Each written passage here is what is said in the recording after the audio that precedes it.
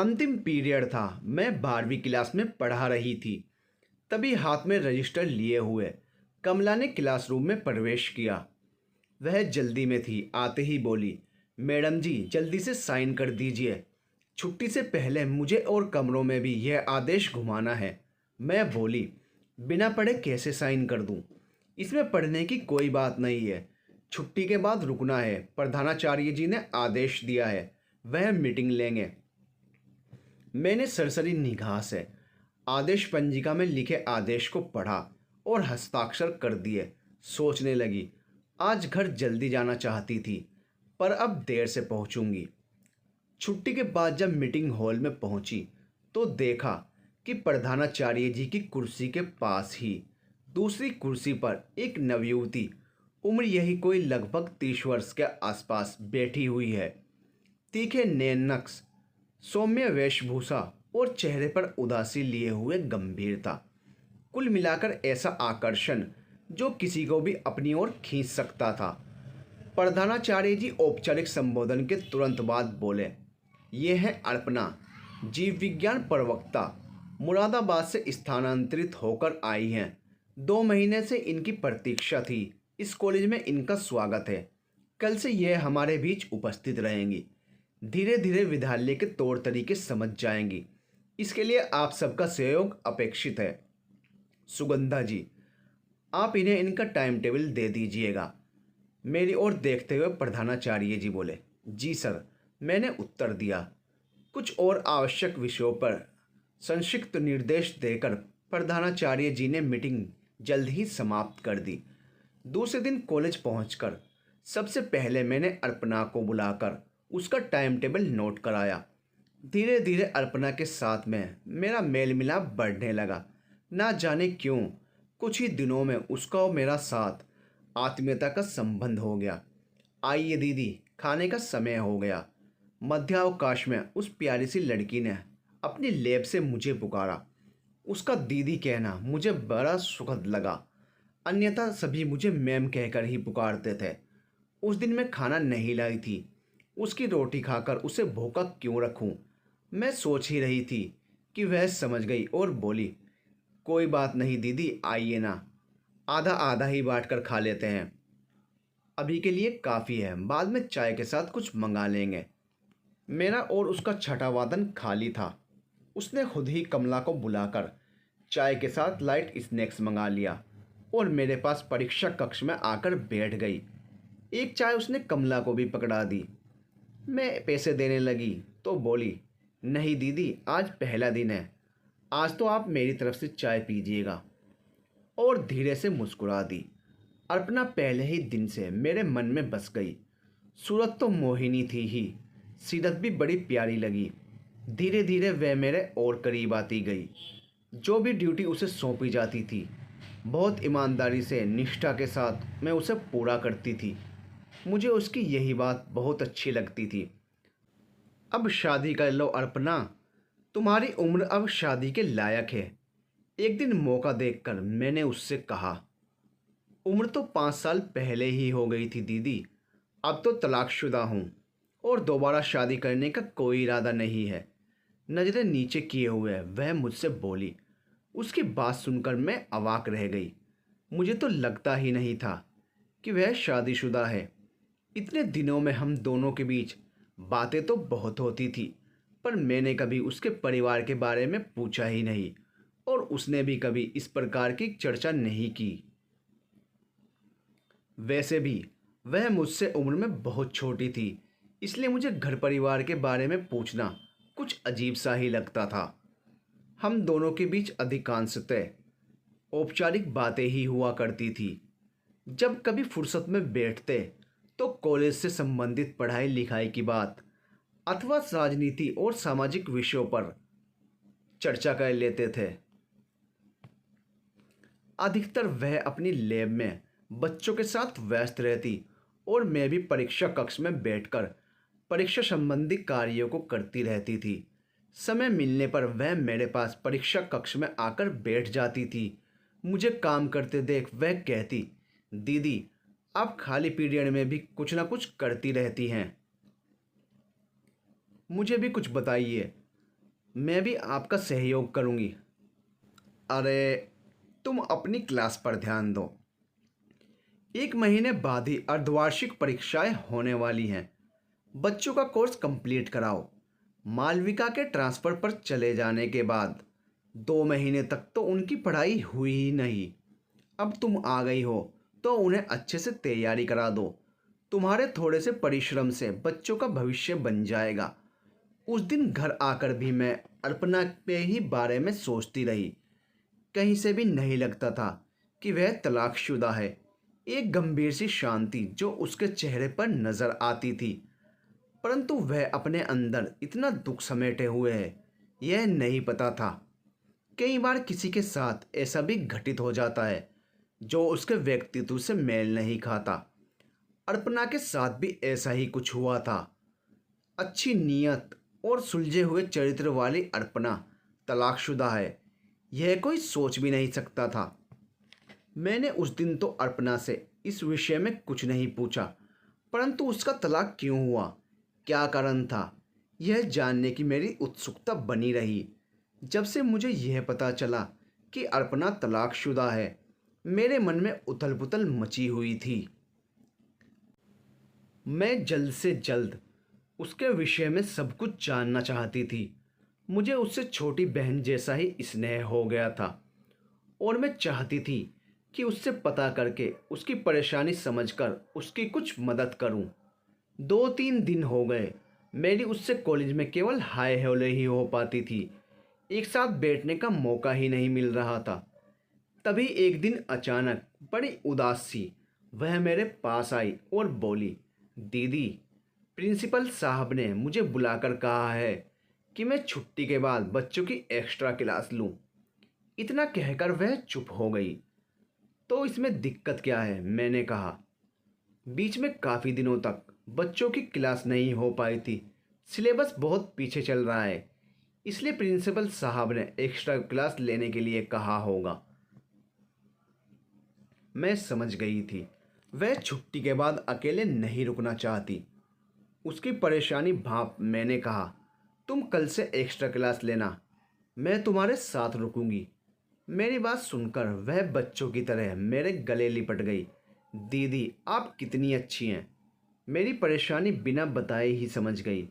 हम दोनों छुट्टी के बाद कॉलेज में रुकने लगी।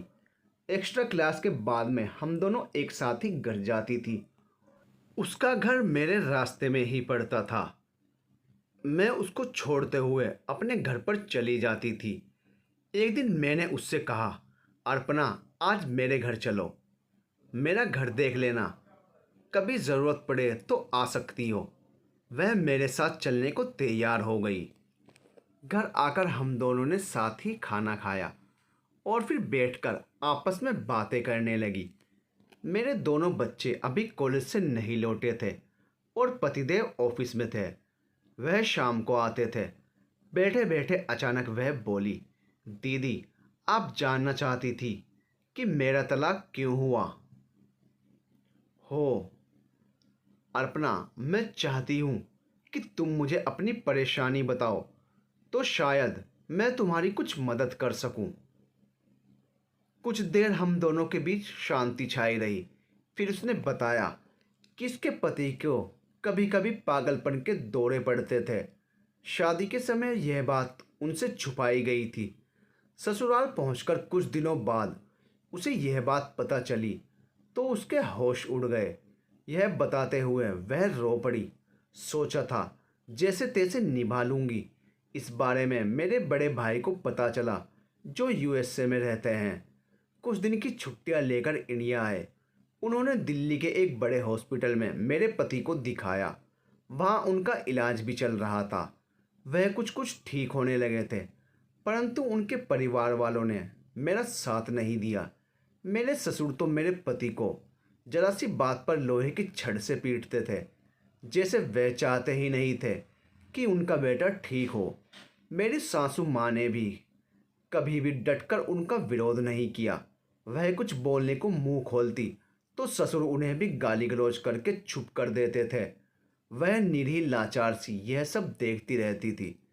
मेरे बड़े भाई ने बहुत कोशिश की, कुछ दिनों के लिए मेरे पति आशीष को अपने साथ घर ले आए, परंतु ससुर जी इसके लिए भी तैयार नहीं हुए।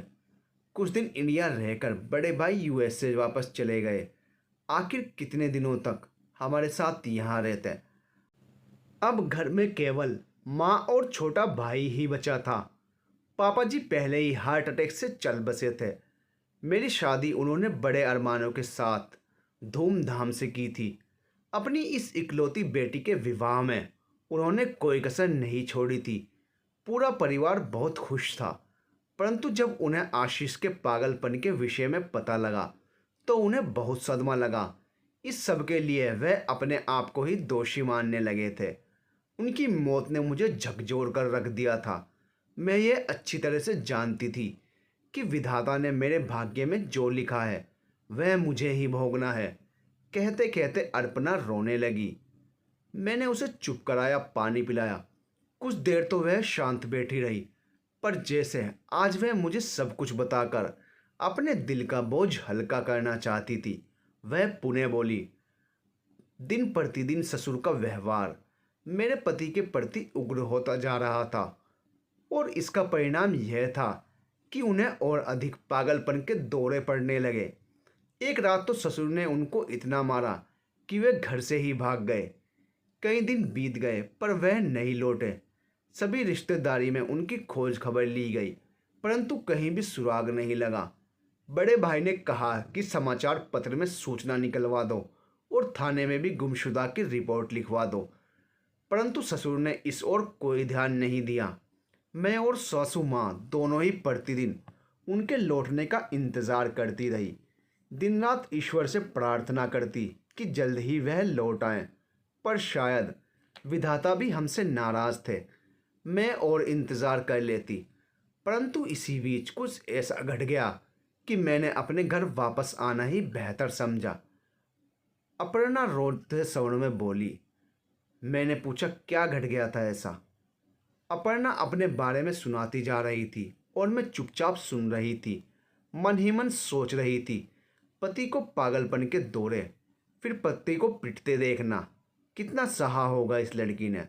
वह आगे बोली। साल भर मैं वहाँ पर रही, पर मेरी गोद सुनी रही। इसलिए ससुर जी मुझे गलत निगाह से देखने लगे और मजबूर करने लगे। वंश चलाने की चिंता उन्हें सताने लगी। मैं उनके इकलौते बेटे की पत्नी जो थी। क्या? उसकी बात सुनकर मैं चौंकी। वंश चलाने वाली बातें अक्सर महिलाओं के मुंह से तो सुनी हैं, पर एक आदमी वंश के बारे में चिंता करने लगे, यह मैं तुमसे सुन रही हूँ। ओह, तुम्हारे ससुर किस हद तक गिर चुके थे? तुम्हारी सासू माँ को इस बारे में पता था क्या? उन्होंने कुछ नहीं कहा। हाँ दीदी, मेरी सासू माँ को इस बारे में पता चल गया था। उन्होंने इसका विरोध भी किया। उन्होंने हर पल मेरा साथ दिया। अगर वह न होती तो मैं उस नरक से बचकर नहीं निकल सकती थी। उन्होंने मेरे ससुर को सीधे सीधे समझाया, परंतु जब वह नहीं माने तो उन्होंने धमकी दे दी थी कि यदि वह अपनी हरकत से बाज नहीं आएंगे तो वह पुलिस को खबर कर देंगी। पुलिस के डर से ससुर जी शांत हो गए थे। वह अपने नापाक इरादे में कामयाब नहीं हो सके। बाद में मैं समझी कि वह मेरे पति को छड़ से क्यों पीटते थे। मेरे पति मंदबुद्धि थे और कभी कभी उन्हें पागलपन के दौरे पड़ते थे। ससुर जी उनके साथ बर्बरता का व्यवहार करके और उन्हें अधिक लाचार और विक्षिप्त बनाकर पागल खाने में भेजना चाहते थे। इसकी नौबत नहीं आई, इससे पहले ही वह घर से भाग गए। ससुर जी के बहुत विरोध करने के बावजूद सासू माँ ने मुझे मेरे मायके भेज दिया। इस तरह मैं वहाँ से निकल सकी। आपको एक बात बताऊं दीदी। क्या? दीदी, आशीष मुझे बहुत प्यार करते थे।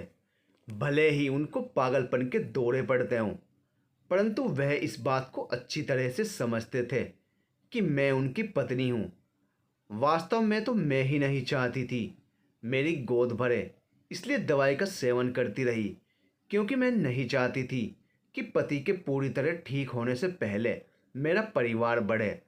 अब मैं सोचती हूँ कि यदि मैं ऐसा ना करती तो क्या पता आज किस हाल में होती। क्या बच्चे के साथ मैं घर छोड़ पाती? कई बार ईश्वर भी सही समय पर सद्बुद्धि दे देता है। यह सब सुनकर मैं हैरान रह गई। आखिर कुछ लोग इतने स्वार्थी और धोखेबाज क्यों होते हैं? पागल बेटे के साथ इस हंसती खेलती भोली वाली लड़की को बांधकर बेचारी का जीवन तबाह कर दिया। यह सब मैंने टीवी सीरियल और कहानियों में तो देखा पड़ा था, परंतु आज अपर्णा के मुख से वास्तव में घटित होते हुए सुन लिया। अपर्णा बोलती जा रही थी, 2 वर्ष तक तो मैं मायके में रही, नौकरी की तलाश करती रही। अब 2 वर्ष नौकरी करते हुए हो गए हैं। मन को थोड़ा तसल्ली है कि किसी पर बोझ नहीं हूँ। दोबारा शादी के बारे में नहीं सोचा, क्या सोचा था, और कई जगह से बात भी चली, परंतु आगे नहीं बढ़ पाई। दीदी, यह तलाकशुदा का ठप्पा इतना घिनौना है कि सोने की कीमत भी मिट्टी के भाव हो जाती है। मेरे माता पिता ने मुझे एमएससी बीएड कराया, उसके बाद ही मेरी शादी की थी। ससुराल में नर्क भोग कर वापस आई तो साल भर में ही मैं मिट्टी हो गई। मेरे पिता की उम्र के विधुर के रिश्ते भी आने लगे, जिनके अपने बच्चे ही मेरी उम्र के थे, और मेरा कोई वजूद ही नहीं रहा। कोई भी हाथ पकड़कर ले जाए, इतनी सस्ती हो गई मैं कि किसी को भी हासिल हो जाऊं। इतनी लाचारी कि हर कोई तरस खाए। मेरे पिता मेरी ये दुर्दशा बर्दाश्त नहीं कर पाए, हर समय मेरे बारे में ही सोचते थे। मेरे ससुराल वालों ने उन्हें धोखा दिया था।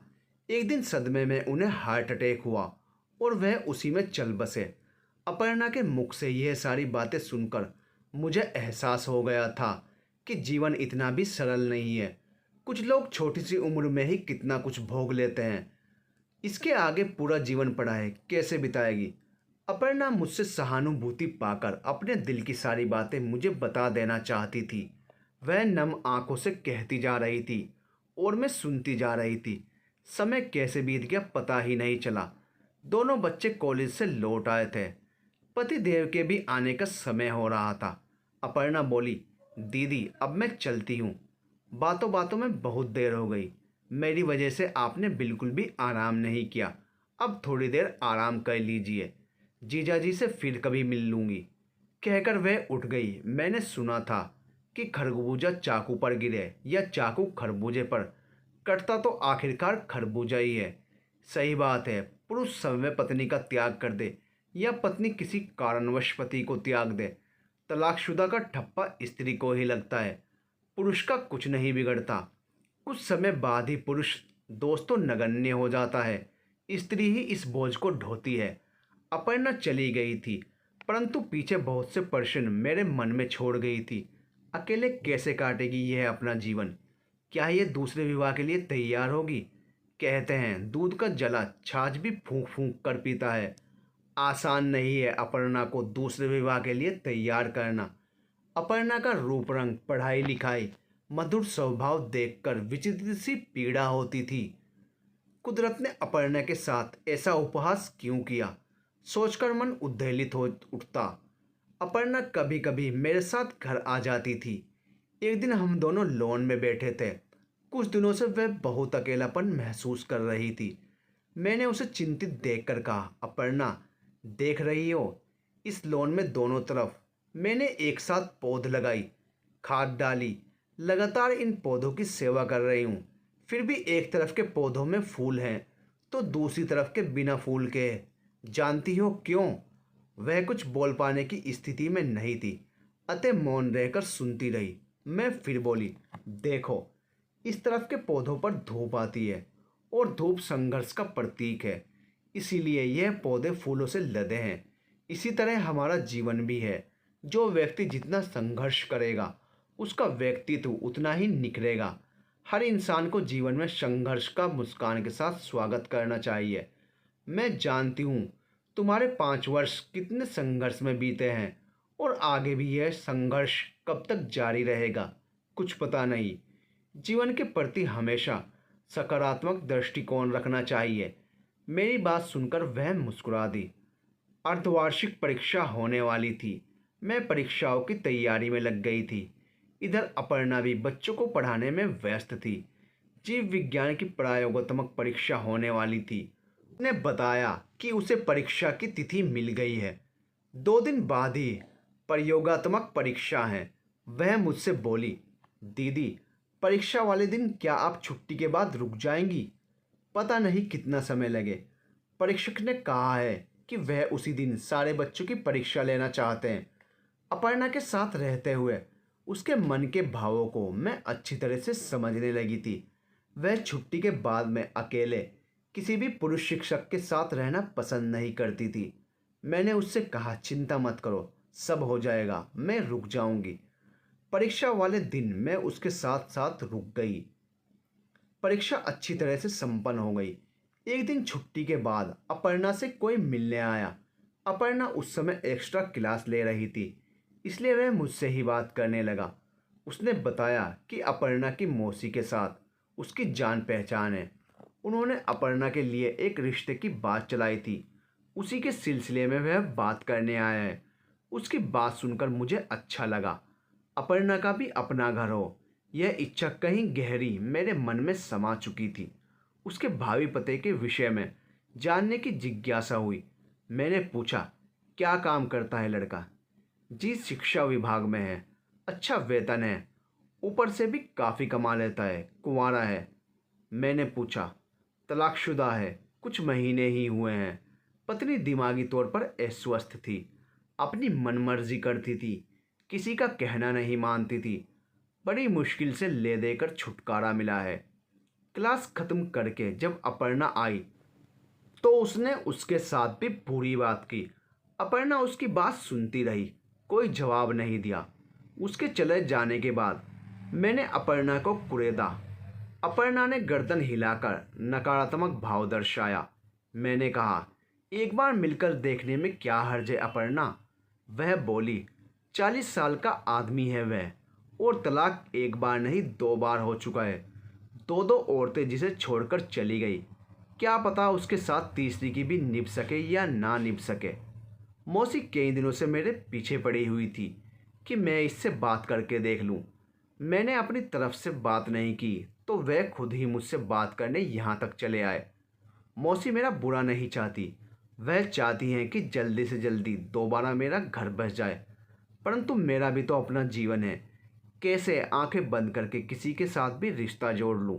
उनका मानना है कि अभी तो पूरी उम्र पड़ी है, कुछ दिन बाद दूसरा विवाह भी मुश्किल हो जाएगा, फिर मैं पहाड़ जैसा जीवन अकेले कैसे बिताऊंगी? दीदी, आप ही बताइए, क्या जिन लड़कियों का विवाह नहीं होता उनका जीवन नहीं कटता?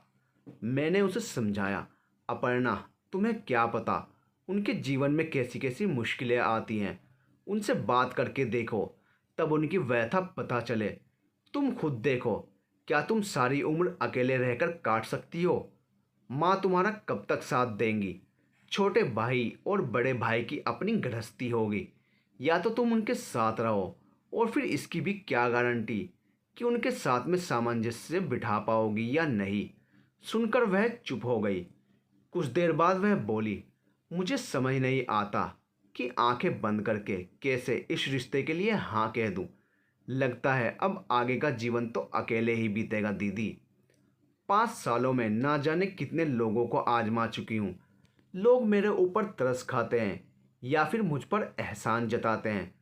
तलाकशुदा ऐसा शब्द है जो पूरी तरह मारता भी तो नहीं, धीरे धीरे यह जहर सारी उम्र मारेगा मुझे।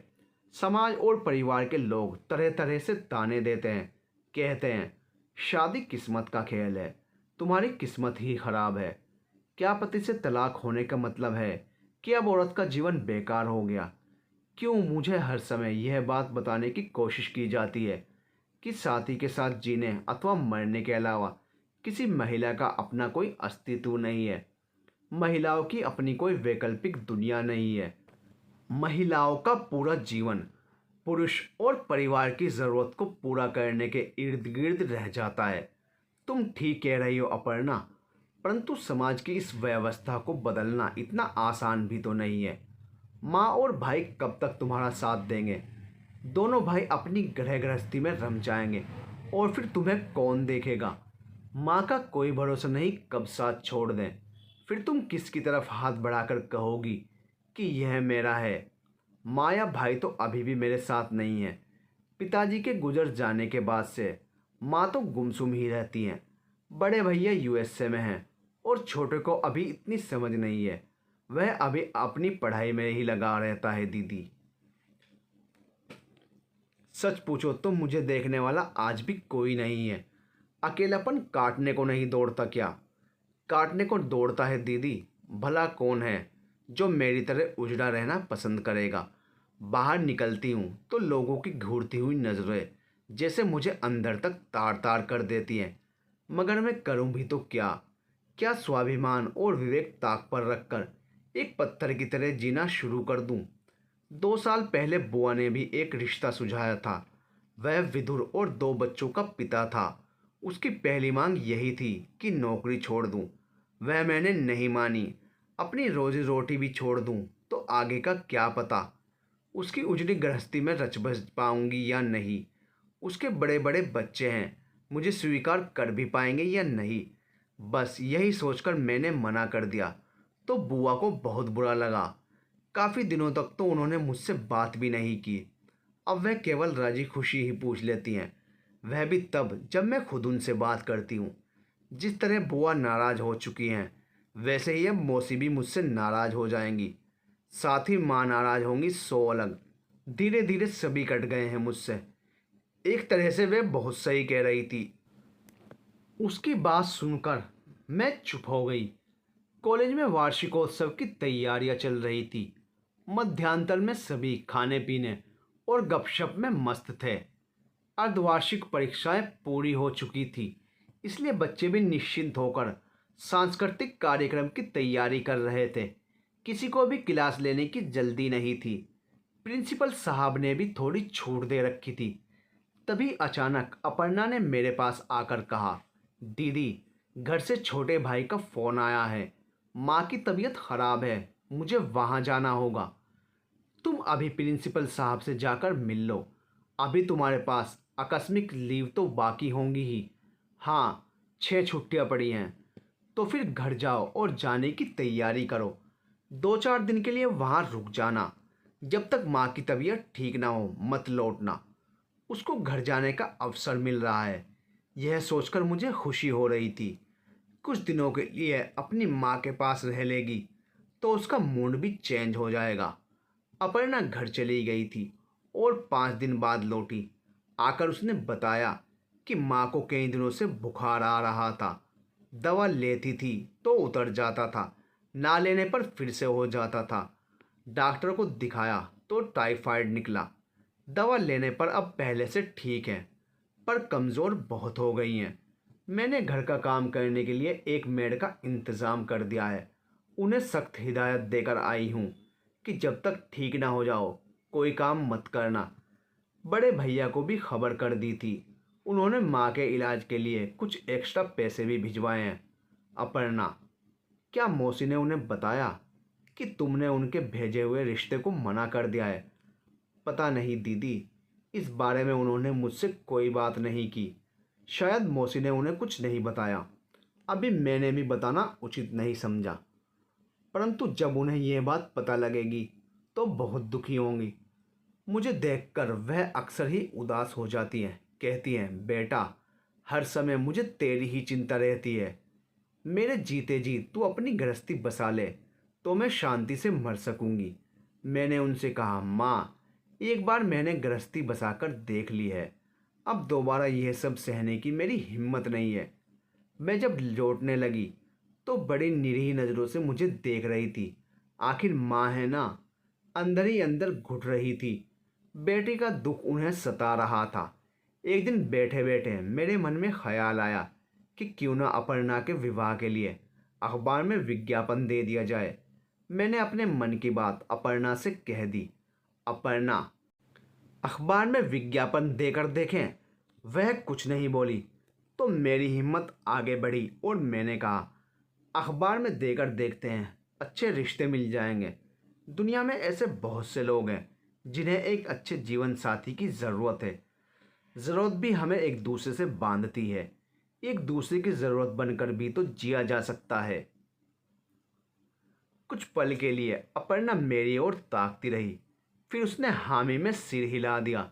हम दोनों ने मिलकर विज्ञापन के लिए अच्छी सी स्क्रिप्ट लिखकर तैयार कर ली। दूसरे ही दिन एक ख्याति प्राप्त अखबार में विज्ञापन दे दिया। एक सप्ताह बाद जवाब में पत्र आने शुरू हो गए। हम दोनों फुर्सत में बैठकर उन्हें पढ़ती और फिर उन पर विचार करती थी। अधिकांश पत्र विदुर के ही होते थे। कोई उम्र में बहुत बड़ा होता तो किसी के बच्चे अधिक होते, कोई नौकरी छोड़ने की बात कहता तो कोई शादी करके विदेश में बसने की बात करता। अभी तक कोई पत्र ऐसा नहीं आया था जिस पर विचार किया जाता। एक दिन एक पत्र पर मेरी नज़र अटक गई। लिखा था, मुझे एक ऐसी पत्नी चाहिए जो मेरा ख्याल रख सके,